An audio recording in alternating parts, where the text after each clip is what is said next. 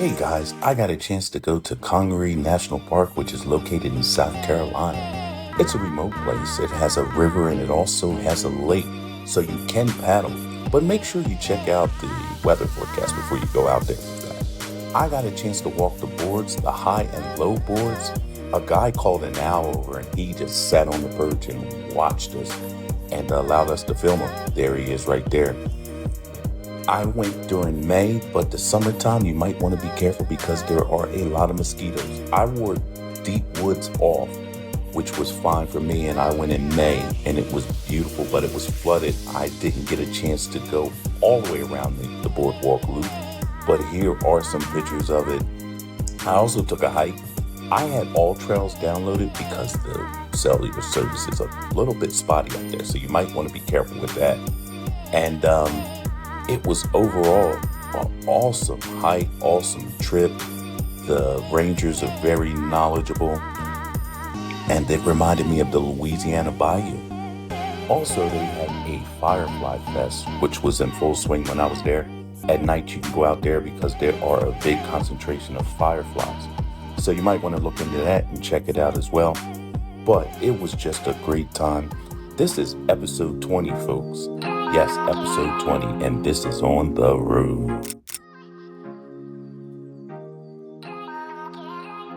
Hey guys, welcome back to the channel. This is On the Roads, and this is episode 20. Yes, episode 20.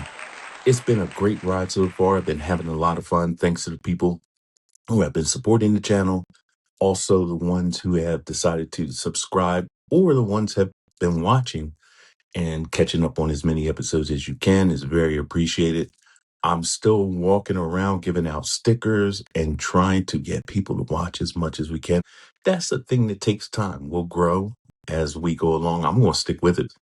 After we get done talking about camping, which we probably won't, I keep going out on excursions, so there'll always be content.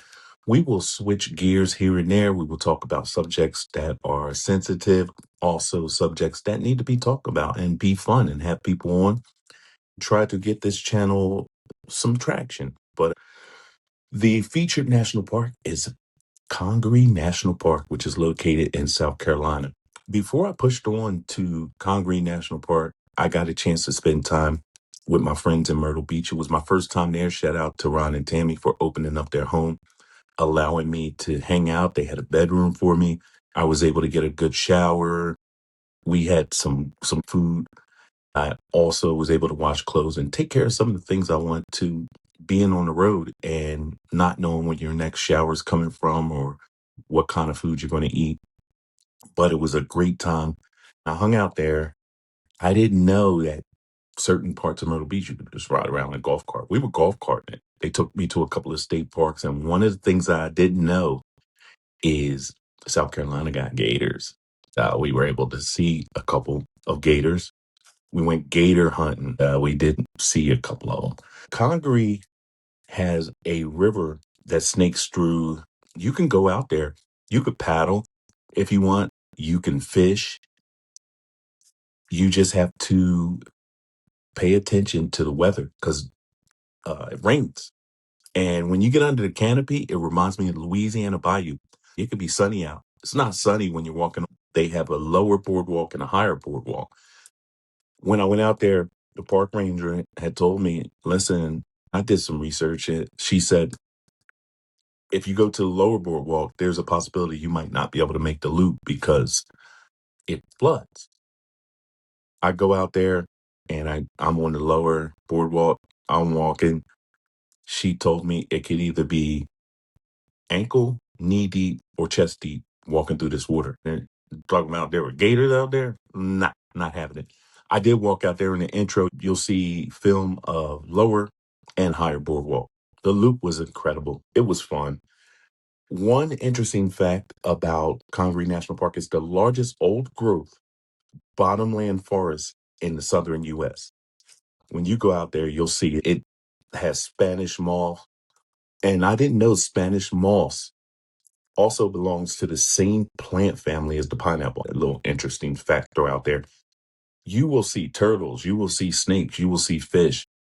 I'm standing next to this couple on the lower boardwalk. I hear the husband making all these like, clicking noises and things like that. What you doing, bro? So I'm standing there, I'm getting some B-roll, taking some pictures. All of a sudden, this giant owl. He flies, he sits on the branch and he lets us film it. And the owl just sitting there. In the video that I took, it looks like he's still, but he was moving around. I mean, he was turning his head and everything, but he sat there and just let us film him. I think that was pretty good, cool. It was sunny on the outside of the park, but once you get under that canopy, it doesn't look sunny because you feel like you're in the bayou.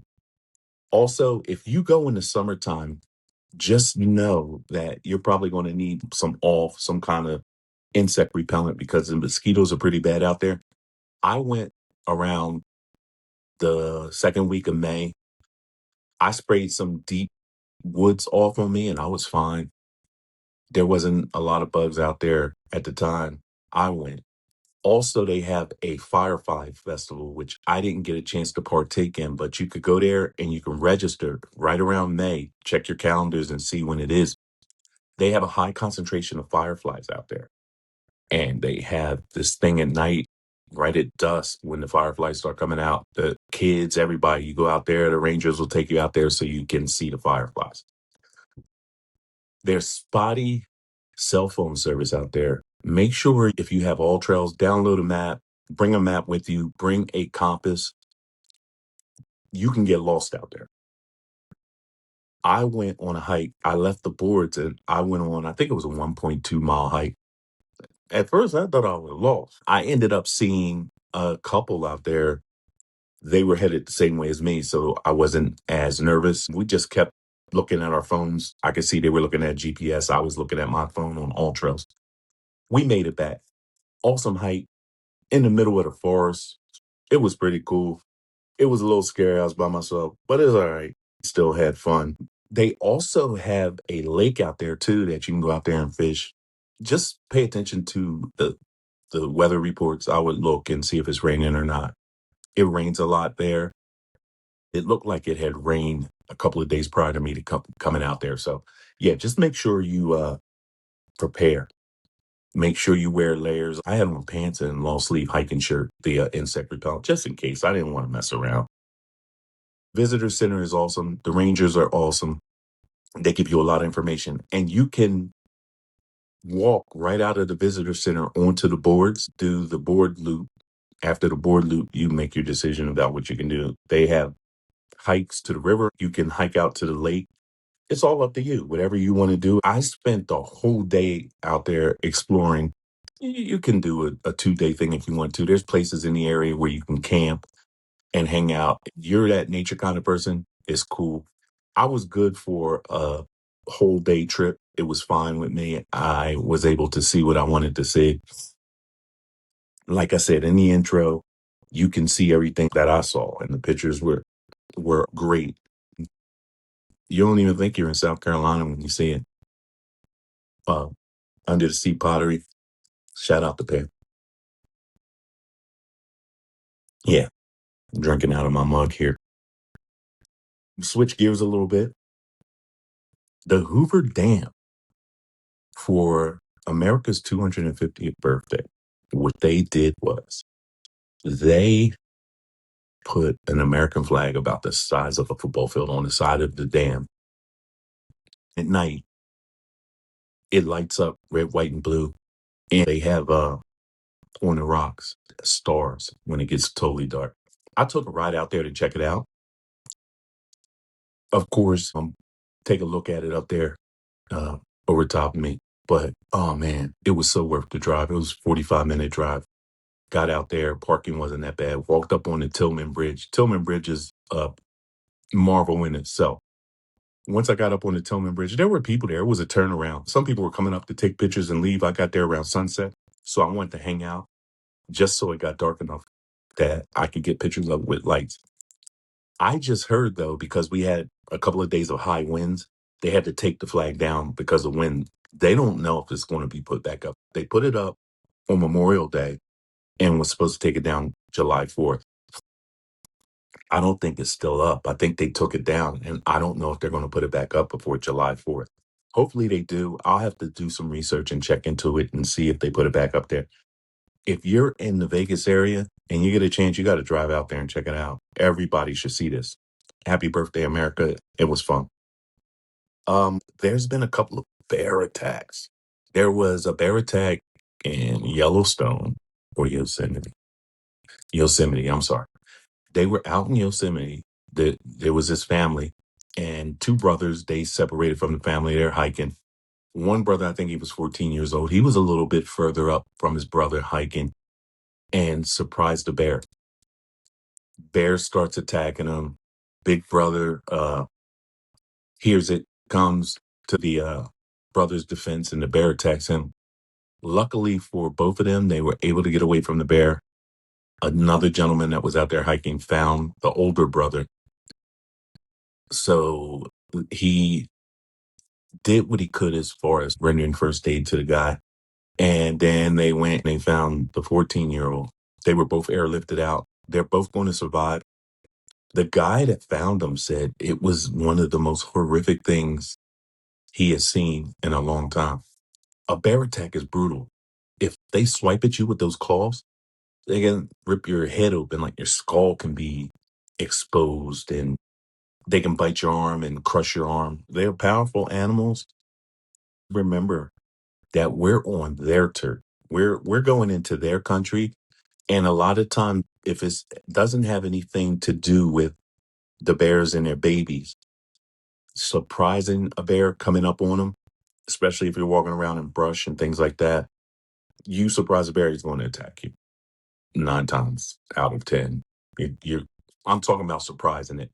But that's why they tell you when you're walking, hey bear, hey bear.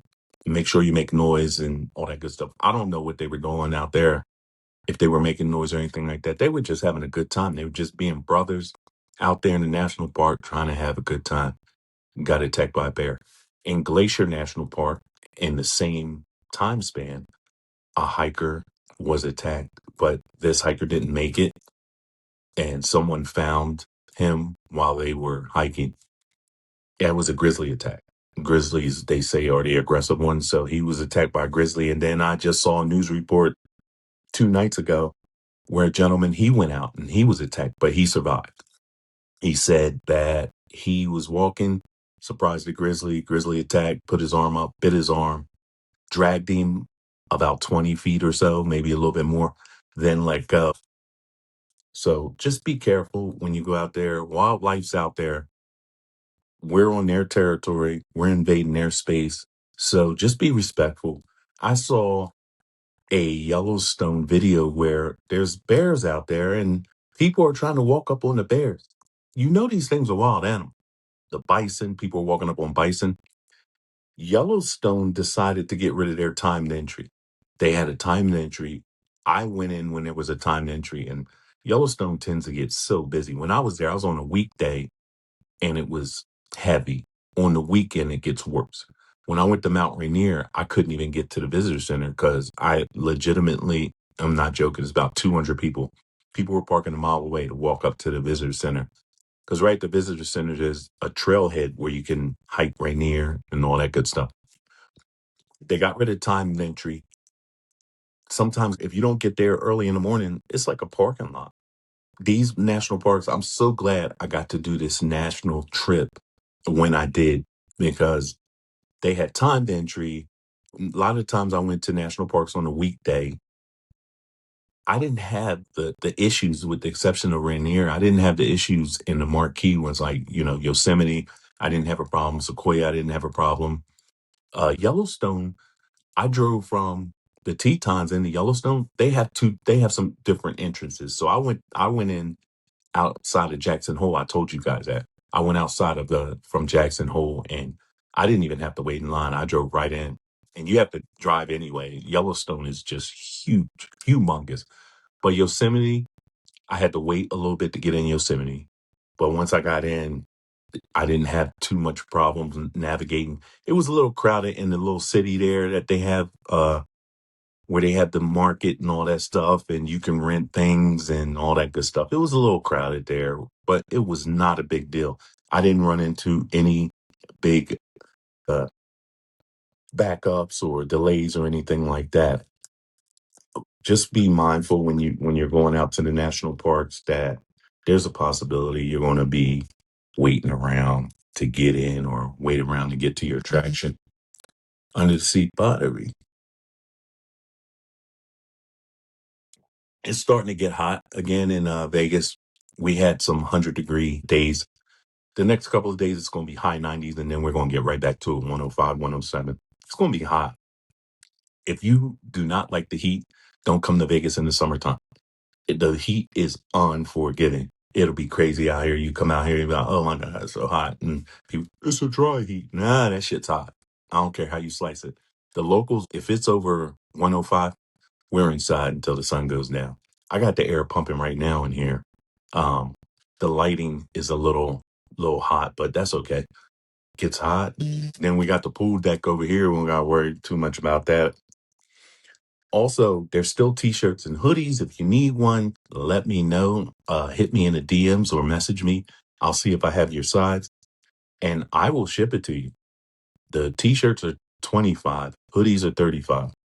If you need one, hit me up. Also tag yourself to be featured. Andrew, thanks for buying one. I did post some pictures of Andrew.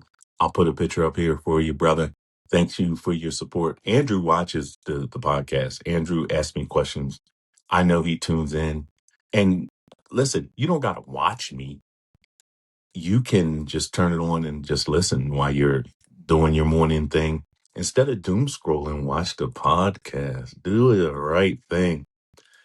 Uh, there are spots available. We have some people. I keep telling you, there's people coming on. It's just a matter of me getting them all set up and doing the episode, getting it out the way. I can't wait to have a couple of people on. It's going to be fun.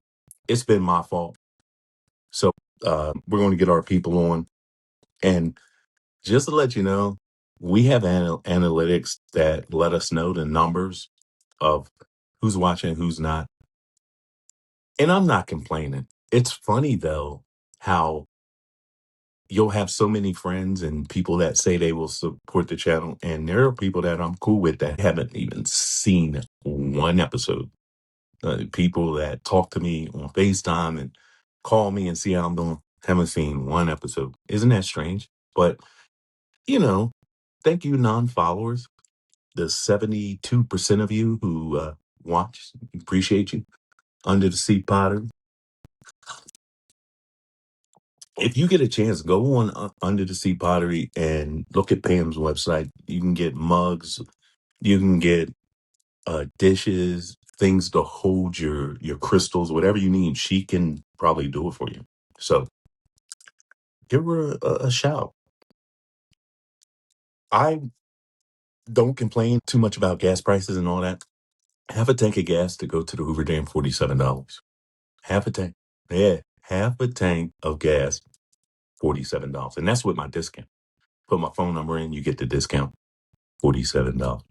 It's okay. I still got gas in my tank when I filled it up because I didn't have to drive that far. One of my friends that is in the Vegas area, as a matter of fact, she's going to come on the cast. I got you, Sabrina. Come on the cast. But Sabrina's pools, she will do your pools and landscaping needs. You might be able to do the QR code from the sticker up here, but hit her up. Go on her IG, go on her Facebook, go and look at the work she does. The work is out of this world. Another big thing that happened this week, two of my three kids. Okay, we'll start with my oldest. My oldest does music. He does a damn good job. I'm not going to brag about my kids. My kids are talented. My oldest, he lives back east, and there's a pretty big hip hop radio station, hip hop R&B radio station out there. He got his record played on there. So yeah, shout out Cannon Cobain. Go to my son's page. He has some snippets of his music and all that good stuff. But go to Cannon Cobain's Instagram. He's also on YouTube. The song that's on the radio is called Gang Sauce. Look at this clip up there. You'll like it. I mean, if you're a hip hop fan, he has good music. So shout out to him. Shout out to my son Darrell, who's the middle kid. He just got his bachelor's degree. Congratulations, son, on that degree. Even though I couldn't make it to Chicago to see him graduate, he sent me the link and I got to see him walk across and get his degree jacket. I got some screen grabs, of course. Proud dad. Yo, he's a fighter. Man, the shit he's been through and got his associates. He went to Chicago, got his associates. I was able to see that too. Yeah, he has his bachelor's. Keep fighting there, son. Keep fighting the fight. So shout out to him. And then my baby girl, Brittany. Love you, baby. But Brittany, she graduated. She got her associate's degree. She's starting nursing school in the fall. So she got her degree. They did something that was pretty cool. When she graduated, they let the student come up, say their name and what their degree was in. She FaceTimes me when they're marching out, which is cool. One of the cameras was panned over on her, and I was like, "Oh, the camera's on you." And she, look up at the camera and wave at me. And when she got up on stage, because my ex-wife was there, which is shout out to my ex-wife. She goes everything. She's big because I live so far away. I can't make everything, so she makes everything. My daughter goes up and Brittany Rhodes, and she's like, "Hi, Dad." So she gave Dad a shout out. Of course, I was watching. So I'm proud of my kids. I told my son today, I said, I raised nothing but fighters. I'm going to do a 3-segment podcast talking about my days as a cop. Oh, man. Wait till the stories I tell you. And I worked in a small town. Man, when you come from a certain area and you're African American, it makes it that much tougher. It was so tough for me to break barriers. I didn't obtain rank while I was a police officer, but I got to do everything I wanted to do. I wanted to be an undercover cop, did some undercover work. My undercover stories, I got some good ones for you. Was able to do undercover cop. I was able to I was a juvenile officer. I was in the detective bureau for, I think, 10 years. I was a detective. So I got to do all these things. I was part of the bike patrol. I was a AR-15 rifle operator. I was a good shot. I'm not going to brag. I can shoot. When we had a couple of issues where we thought that we would need somebody to take a shot, it was me.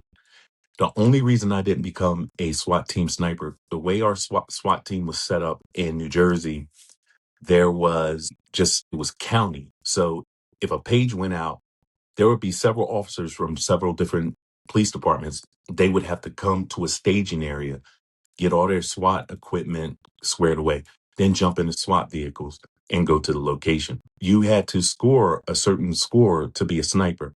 Because our department wasn't as big as other departments, I wasn't able to partake in being a sniper. I was doing undercover work. I was pretty busy with the undercover thing. One thing I'll tell you about some of these cop shows on TV, a lot of them aren't real. One of the realest shows that I've seen is The Wire. If you want to see the inner workings of a police department and what we do and counter surveillance and following narcotics and stuff like that, watch The Wire. It's actually on HBO. If you got HBO, they just showed a whole bunch of episodes. Watch The Wire. We were signing petitions to try to get this thing taken off the air. That's how good The Wire was. But I was doing all the undercover stuff. I was doing like 3-month investigations. I was meeting in shady places, driving expensive cars, working with informants. I got some stories for you guys. It's going to be fun. And then, I'll talk about the dark side of being a police officer. I got out just in time. I got into the job where it was still pretty much a prestigious job. We used to go to places, nightclubs, bars, and places like that, flash our badges and get in for free. Or you get pulled over, you be speeding, and a cop will pull you over. You just put your badge out the window and the lights go off. And we lived in a time where being a cop was still fun, and being a police officer was a respected profession. Now, yeah, depending on where you are. Don't get me wrong, there's still good cops out there. I don't have no animosity because I was a cop. I lived the blue life. Now they're calling us a gang because we say, back to blue and you wearing the blue line, and they're taking it as a form of disrespect to the public. No, there's some bad apples out there. There's some people that are coming into the job making it bad for everybody. But back then, man, the DARE program, I was a DARE officer, got to work with a lot of juveniles. I mentored a lot of them. Some of them I'm still in contact with. We'll write resumes. I've gone to visit some. Some have come out here to Las Vegas to visit. I got a lot to say about being a police officer. So when those episodes come along, you don't want to miss them. You got to stick around for those episodes. Last week, we had an earthquake out here. I don't know if you guys heard about it, but there was an earthquake. I'm chilling, laying in the bed, minding my own business. I think I had just got done doom scrolling and was going to go back to sleep. So I lay down, and all of a sudden the bed starts shaking.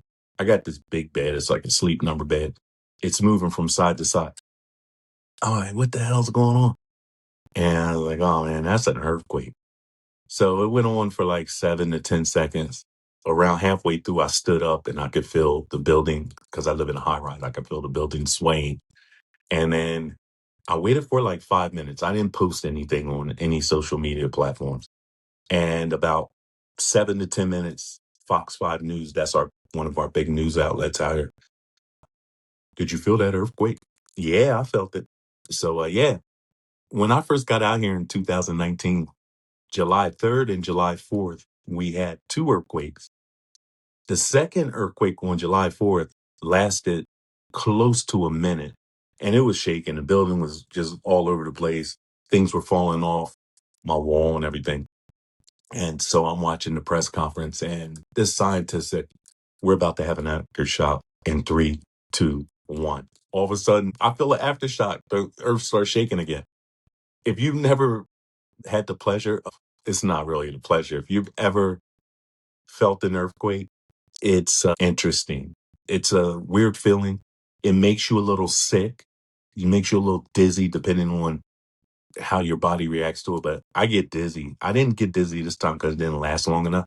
But in 2019, I got a little lightheaded and things like that. Yeah, we had an earthquake.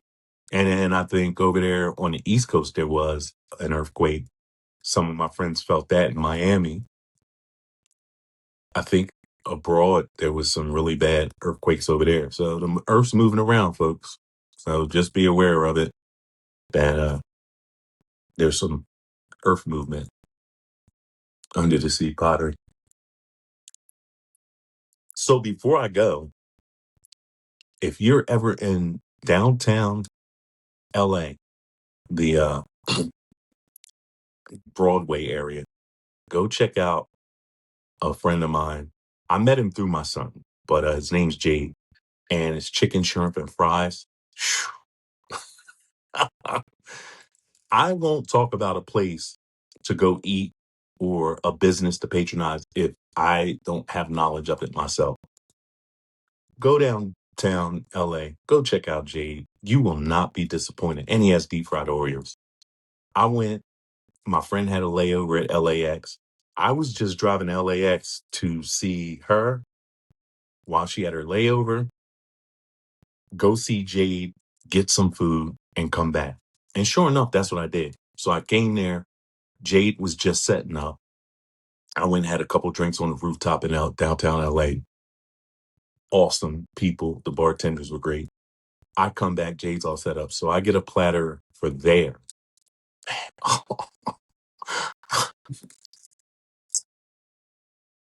Oh, man. A platter there, ate the platter, hung out with him. And then I had to push on the LAX, but I had a platter for later. So I go to LAX. I didn't even get to see my friend because I didn't know there was two levels. So I was go pick her up. We were supposed to go to Roscoe's, get some chicken and waffles for them, and then take them back to the airport so they could jump back on the plane and fly back east. I'm driving around this place. I can't find them. They're like, we're outside. No, you're not. No, you're not. Come to find out there was an upper level, and they were at the upper level. Couldn't make it to the lower level in time. I think we had an hour and a half, 2 hours at the most. And Roscoe's was only like 10 minutes away from LAX, the Roscoe's we were going to go to. Never made it. Anyway, I get halfway home. I stopped to get gas and all that good stuff. And I pulled out part two of Jade's platter. The other one, there was fish in there, some fries. So I had to stop myself because I was going to eat that whole thing. So I brought it home and then warmed it up. Man, shout out. Go check it out. Logo's up there. Shout out to Jade. Man, we got to get you on.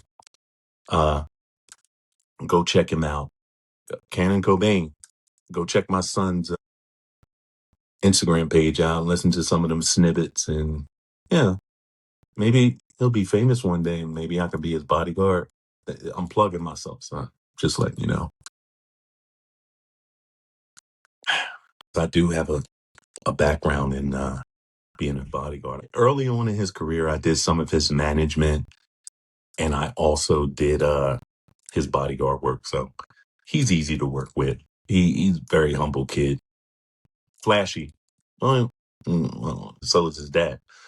He's talented. He funny as hell. Before I did this podcast, we had what we considered a podcast. I think I told you this before because my call sign is the Matrix on some of my social media. We had the Matrix show. So I'm not new to this. It's my first social media type platform, rodeo and all that good stuff. But hey guys, it's been a good time talking to you again. Make sure you go check out Congaree National Park if you're near there. It's a lot of fun for nature lovers, for bird lovers. If you want to fish, it is well worth the trip. It's a East Coast hidden gem, Congaree National Park. This has been On the Roads, and I'll catch you guys on the next one. Take care.